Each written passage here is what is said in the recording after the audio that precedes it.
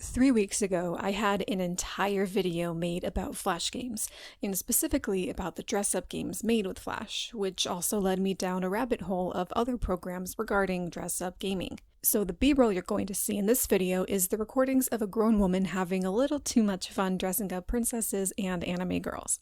And I'm going to be honest, that video was reasonably enjoyable. I was proud of myself for showcasing both good and uncomfortable games. And then I changed my mind. One of the game developers, Roman Alkin, creator of Rinmarugames and owner of Larky Labs, was generous enough to agree to do an interview with me, which is beyond phenomenal, as I've been a fan of her work since I was a kid. At the end of this video, I'll have the full interview, so please stick around for that to get some insight and advice on digital games. Towards the end of the interview, I asked Roman about her views on the notoriously gross and commonly interpreted inappropriate Disney-themed games, specifically Frozen-based, and what she said to me was actually really eye-opening, and to voice her answer, I've sought the assistance of another artist. If you'll go ahead and introduce yourself. Hi, I'm Veda. You may know me as Sakuraopal on YouTube or Instagram, and I'll be narrating over the answers. I have to ask what your opinions are on some of the oddballs of the dress-up world. Is it something to laugh at for you? Do you just ignore it? Or has it been a bit damaging to the reputation of online games as a whole? You know, this is an interesting question. I have a friend who works on those games, and we talked about this before. They actually have such a large audience, so obviously some people do seem to enjoy them. On one hand, when I see things like Elsa plastic surgery games, I personally cringe a little. Body image issue is a serious topic and should obviously be addressed properly. On the other hand, I do see them as sort of a guilty pleasure for a lot of kids. It's up to parents and people with a slightly different conscience to show kids that these games do not dictate beauty and that they are just silly games.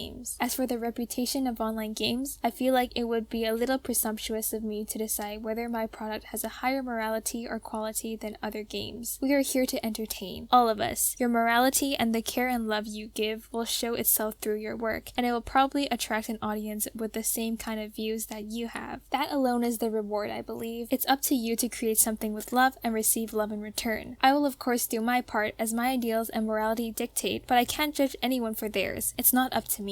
Everyone has different tastes, and it's good that the internet provides enough freedom to find exactly what you like. That last statement is important and something I didn't think about until Roman mentioned it. Having these games online really is a testament of freedom to indulge in whatever you want within the basic legal limitations and whatnot. It also makes sense when you view it from the perspective that these games can be, for lack of a better term, a guilty pleasure for some kids. And looking back on my own childhood, it makes even more sense. I mean, I'm not sure about the rest of you, but when I was a kid, my sisters and I would pretend to be surgeons, strip our Barbies and run them over with remote-controlled cars, and get up at 5 in the morning to watch Cartoon Network behind our parents' backs. And hey, I still turned out a decent individual, so it can't have been that bad for my mental state overall. Now, while I agree with Roman's sentiment, there was still this lingering uncertainty in the depths of my suspicions. In doing research for this video, I indulged myself in the once revered wonderland that is girlsgogames.com. While it was halfway nostalgic, the more contemporary installments were...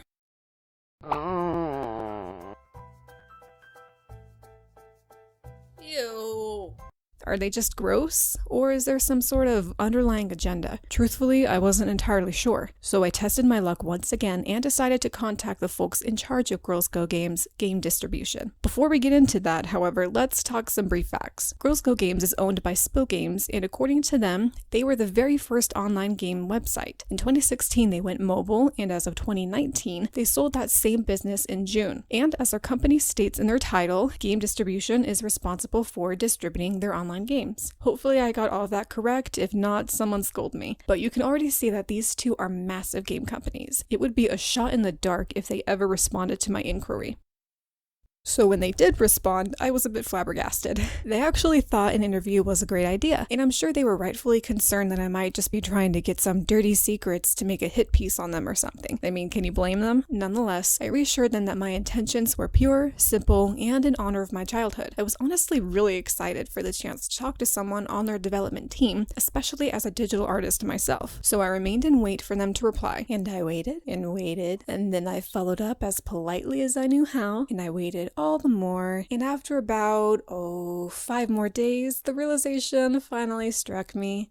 I had been ghosted. But you know what? I don't mind. Well, I mean, I would have really loved to have actually interviewed somebody. That would have been amazing both professionally and personally. I genuinely have a lot of questions for their company as a whole, and I want to know more. If anybody from game distribution happens to be watching this, I hope there are no hard feelings, and I would still really love to rekindle our brief yet meaningful acquaintanceship. Even though we never did the interview, the very fact that somebody took the time to answer my inquiry said a lot. It means that there are actual human individuals behind the distributors, and I'm nobody, although my Instagram is doing really well and I'm super grateful for that. So having someone in a massive game company even consider collaborating with me was pretty eye-opening, and I've surprisingly changed my mind on how I view it all. I think it's really easy to point and say, this is weird, burn it, especially with combining odd things like Elsa and leprosy. However, while not all of those games are inherently shocking, it would be willfully naivety to claim that none of them fall into darker categories. Let me give you some examples. The first one is pretty harmless. It's strange and even uncomfortable, but I bet I would have played it as a kid. I've seen weirder. There's no underlying theme that I can pinpoint, and most games fall in that realm. Then we have games like this, where it would have been perfectly ordinary for Briar Rose to be in a modern outfit and not have ectoplasm being injected directly into her veins. Instead, the multiple designers decided that the best course of action for a children's game is to put a beloved Disney character in a tiny shirt and uh-oh, her sleeve is falling off her freshly oiled shoulder, and now we have to gently resuscitate her with a defibrillator. Oh my. I mean, come on. There's nothing wrong with a little midriff or anything, but you can't possibly look at this image and not question the innocence that's supposedly on display. This is another example with Rapunzel. This one just boggles me. It starts out fine, kind of depressing, nothing major, nothing wild, until, well, here's my initial reaction when recording the footage.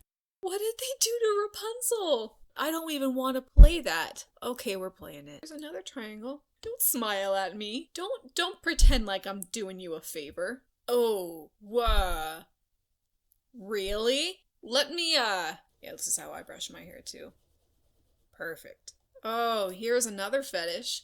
Good night. Do you see what I mean? In that pose, she's all beat up and she's pouting and saying, "Can you queen me, please?" You can interpret whatever you want, however you want, but don't you dare contest me on this one. There's no excuse for this. They knew what they were doing. But again, even with stuff like that, I can't entirely find it within myself to despise all of them, or most of them for that matter. And that's because Roman was 100% correct when she said it's up to the parents to ultimately make the end decision for their children. Remember when parents went after Miley Cyrus for her Wrecking Ball debut because it exposed their children to sexual themes? And everyone else responded by reminding them that the internet isn't responsible for what their children watch. The parents are. Parents, you are in charge of what your children engage with. If you give a young child a computer and they play a game that isn't appropriate for children, that is on you. I don't mean to sound harsh because this also applies to adults. We are responsible for what we indulge in too. I could be overly disgusted with some stupid HTML slideshow, or I could just recognize that I don't like it and move on with my day. There's no reason to blow it out of proportion or try exposing anything or reacting in a crazy, dramatic manner. At the end of it all, it impacts absolutely nothing. That's really why I wanted to talk about game distribution, because there's so much more that goes into the companies they represent, and I feel like they don't really have a voice amongst the sea of unrelenting criticism. It's all for show, and it's not fair to the people who spent their careers losing sleep and time with their families working on these games. I guess the main takeaway is to just enjoy the internet at your own discretion. Find something you like and have fun with it. Don't stress yourself out if you stumble across something that might be a little bit peculiar. You'll forget about it in 10 seconds when you click on the next thing. But who am I to talk about the online industry when there's someone far more equipped to do so? Ladies and gentlemen, with the assistance of the lovely Veda, please relax and enjoy this interview with the very wonderful and wise Roman Alkin.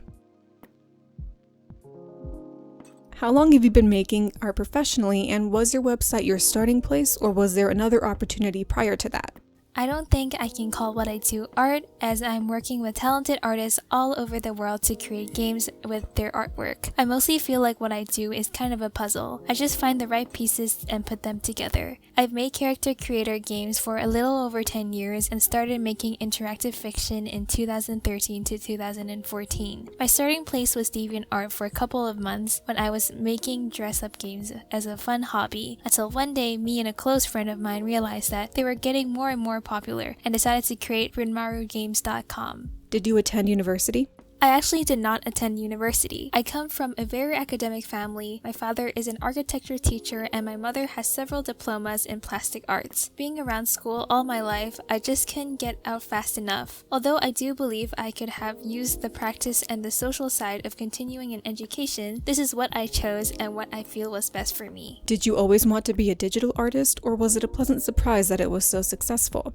Well, I wanted to be a movie director when I was a kid, although I can't say I was ever truly passionate about something until I started making interactive fiction. This was a very pleasant surprise and I'm truly thankful for it.